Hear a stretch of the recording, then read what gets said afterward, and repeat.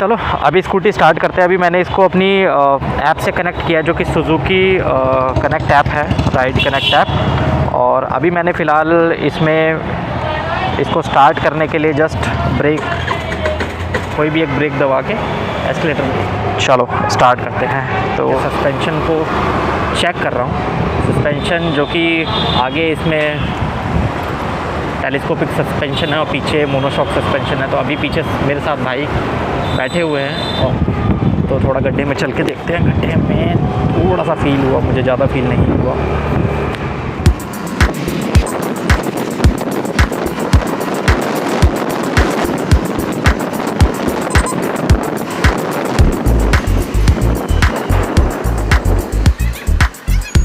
तो आज हम रिव्यू करने वाले हैं सुजुकी एवेनिस 125 सीसी के बारे में। अगर सबसे पहले एक्सटीरियर की बात करें तो ऐसा इंडस्ट्री में मुझे लगता है इस तरीके के और भी स्कूटर अवेलेबल हैं, बट कुछ चीज़ें हैं जो इसे अलग बनाती हैं, जो कि हम डिटेल में अभी डिस्कस करेंगे। सुजुकी से मिश्रा जी हमारे साथ। तो मिश्रा जी, आप थोड़ा स्कूटी के बारे में बताइए हमें। ये सर, आजकल आप सभी जानते हैं कि सुजुकी एक प्रीमियम ब्रांड है, जो कि मार्केट में सबसे ज़्यादा लोग परफॉर्मेंस करते हैं तो एक माइलेज का होता है। माइलेज सबसे ज़्यादा ज़रूरी है। लोग देखते हैं कि पेट्रोल, हम गाड़ी में पेट्रोल डलवाते हैं और हमारी स्कूटियाँ जो चलती है 5 लीटर में 200 किलोमीटर भी नहीं खींचती है। वही सुजुकी ने लॉन्च किया है एवेनिस। ये सबसे ज़्यादा सर इतना माइलेज देने वाली स्कूटी अभी तक कोई मार्केट में, टीवीएस भी बनाता है, जुपिटर है, इसके सेम मॉडल के एंटोर्क है, वो भी नहीं दे पाती है इतना माइलेज। इसका 50 से 55 का माइलेज है, जो इसकी सबसे बड़ी खास चीज़ है। और दूसरी बात होती है इसका सीट स्पेस। सीट के अंदर डिग्गी है, उसका स्पेस होता है। ये 22 लीटर का इसका डिग्गी स्पेस है। 5.5 लीटर का फ्यूल टैंक है इसका। बाकी आगे से इसका लुक जो है काफ़ी डिफरेंट बनाता है इसके लिए। तो मिश्रा जी ने काफ़ी चीज़ें तो बता दी, हमारा काम आसान कर दिया है। अभी मैं आपको थोड़ा सा स्कूटी के बारे में बताता हूँ। सबसे पहले इसका थोड़ा सा हम ओवरऑल व्यू देख लेते हैं कैसा आ रहा है। तो ये इसका साइड व्यू है, ये इसकी बैकलाइट है, जो कि जो रेड लाइट्स हैं ये सारी मुझे एलईडी नज़र आ रही हैं। इंडिकेटर फॉर श्योर बल्ब है ये, क्योंकि टेस्ट राइड है इसका। जो कि टूटने का भी चांस नहीं है। अच्छा, बट ये आगे से टूटा हुआ है दोस्त। वो तो हो जाता है, टेस्ट राइड की गाड़ी है। अगर लेफ़्ट साइड से देखें तो स्कूटी कुछ इस तरीके से दिखाई देती है और फ्रंट में इस तरीके से रहती है। इस पर्टिकुलर स्कूटी की बात करें तो ये इसका टॉप मॉडल है और इसके अंदर बेसिकली 2 मॉडल ही आते हैं, एक स्टैंडर्ड और एक राइड मोड है, जिसमें बेसिकली जो सिर्फ एक फ़ीचर डिफरेंट है वो ब्लूटूथ का है। अगर आप टॉप मॉडल लेंगे तो उसमें ब्लूटूथ कनेक्टिविटी मिलेगी, बाकी सारी स्कूटी जो है सेम है। तो बाय एंड लार्ज जो है सिर्फ अगर स्कूटी में, क्योंकि मैं जैसे अपाचे चलाता हूँ या और बाइक्स भी मैं चलाता हूँ, तो यहाँ पे माउंट करने के लिए आ जाता है। बट स्कूटी में सबसे बड़ी प्रॉब्लम यही रहती है कि अगर आपको कोई लंबे डिस्टेंस पे जाना है तो नेविगेशन की सबसे ज़्यादा प्रॉब्लम रहती है। तो ये एड्रेस किया है सुजुकी एवेनिस 125 सीसी के अंदर। इसके अलावा अगर हम इसके ब्रेक्स की बात करें तो आगे इसमें डिस्क ब्रेक हैं, जो कि ये किस कंपनी के हैं, कंपनी का नाम तो नहीं दिखाई दे रहा है ठीक से। पीछे इसमें ड्रम ब्रेक्स हैं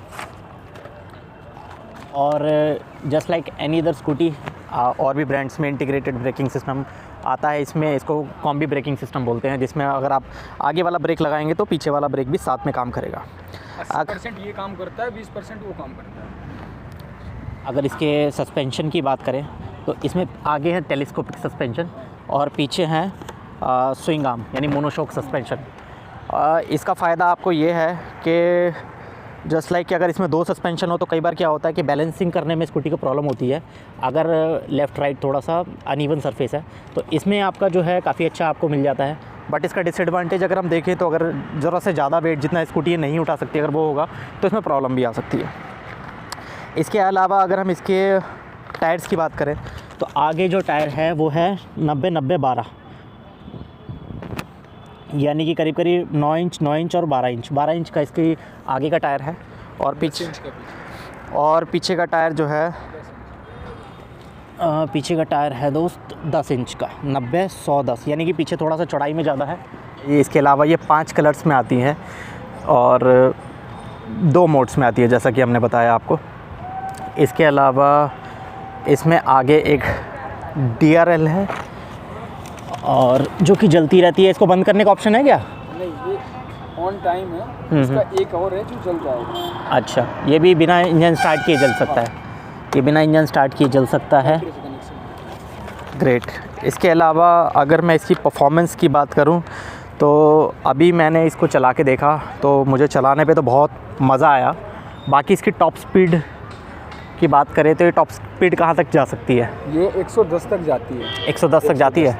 आप में से किसी ने इसको 110 तक चला के देखा? खुद ले गया हूँ। आप 110 तक लेके गए हैं, अकेले चला रहे होंगे? ये टेस्ट राइड वाली गाड़ी है।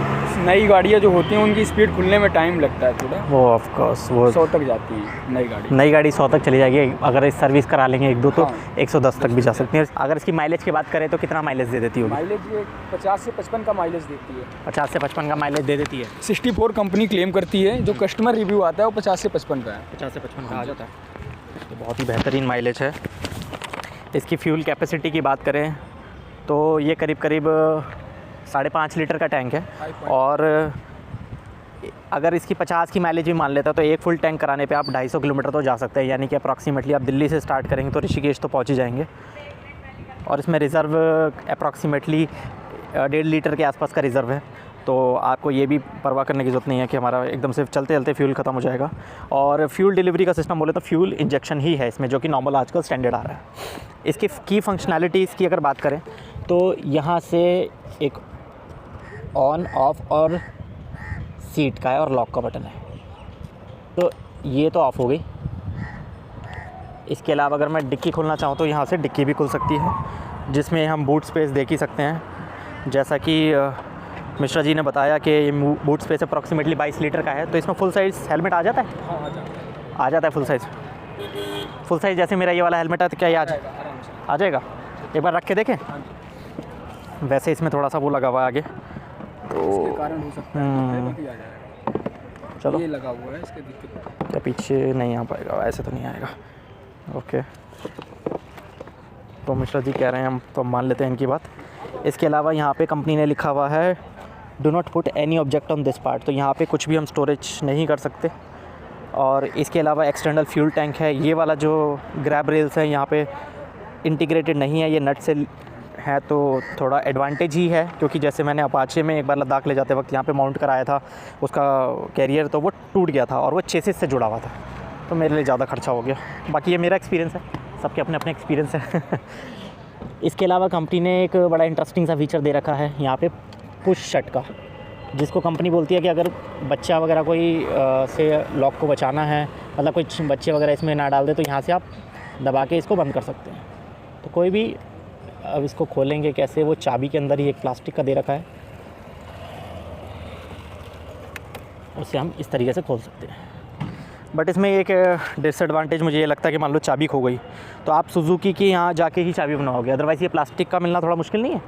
नहीं, मार्केट में तो अब सब कुछ अवेलेबल। अच्छा, सब कुछ अवेलेबल है, तो ये प्लास्टिक का भी मिल ही जाएगा, ये स्टैंडर्ड है। इसके अलावा यहाँ पे फीचर्स में देखें तो एक ये यहाँ पे हुक है और इस तरीके से यहाँ पे भी हुक है। तो आप सामान इसको फॉर श्योर इसको आप कुछ सामान ट्रांसपोर्ट के लिए भी यूज़ कर सकते हैं, छोटा मोटा। हॉर्न इस तरीके का लाउड एंड क्लियर है।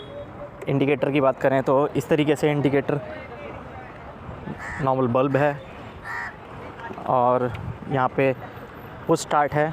इसके अलावा ये इसका पास स्विच इस तरीके से काम करता है।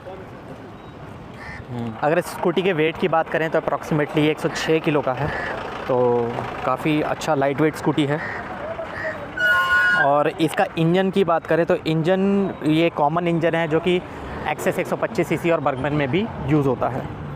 इसके कंपटीशन है क्लोज कंपटीशन, क्योंकि ये यूथफुल अप्रोच के साथ आता है। तो इसके competition of course TVS Ntorq है और होंडा ग्रेजिया है, हीरो माइस्ट्रो एच 125 है, so on and so fourth. तो ये सारे इसके कंपटीशन है। बाकी मेरे हिसाब से स्कूटी जो है बहुत बढ़िया है। अगर इसके प्राइस की बात करें तो ये जो टॉप वेरिएंट है अप्रॉक्सीमेटली 1,09,000 का आता है।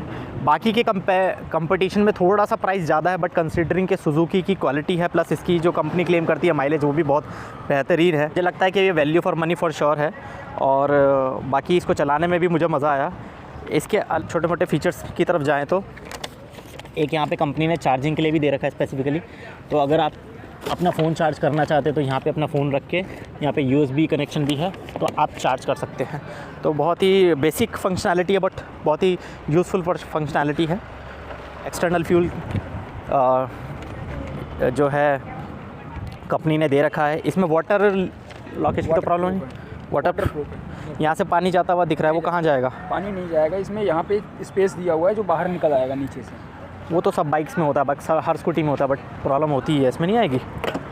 ये साइड में इसके ये लगा हुआ है, आएगा पानी तो यहाँ पे जाएगा, डायरेक्टली यहाँ पे नहीं जा सकता क्योंकि ये ऊपर है। अच्छा। और यहाँ से पानी निकल जाता है, यहाँ पे नीचे पाइप लगा हुआ है। वो छेद दिख नहीं रहा है वो इसमें? ऐसे अंदर से जाता है। अच्छा, ओके यहाँ पे ओके। नीचे पाइप लगा हुआ है, वहाँ से निकल जाएगा।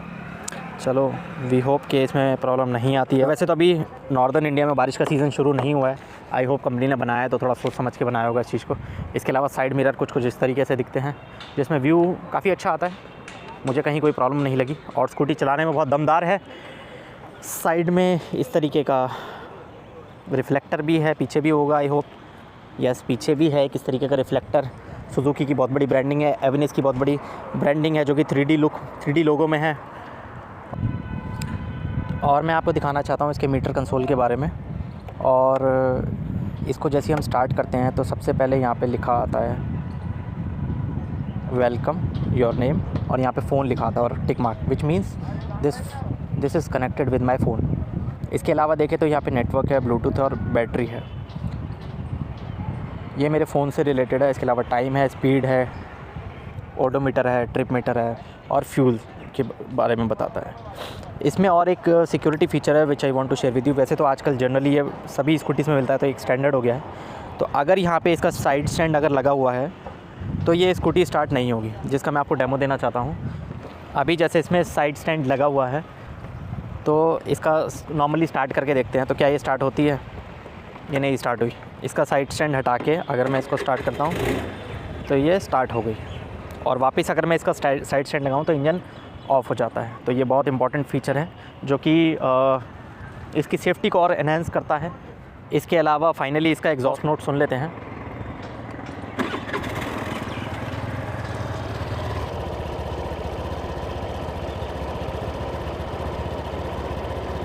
जो कि कुछ इस तरीके की आवाज़ करता है।